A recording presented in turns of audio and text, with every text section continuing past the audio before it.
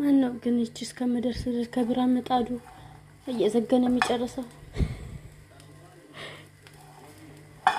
እኛ ልጅ ሆነን ከብርሃን ምጣዱ ነበረ የምንዘግነውና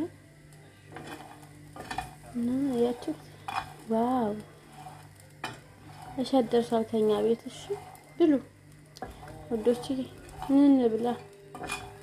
ኑ እንብላ እሸት ደርሷል። ማሻአላህ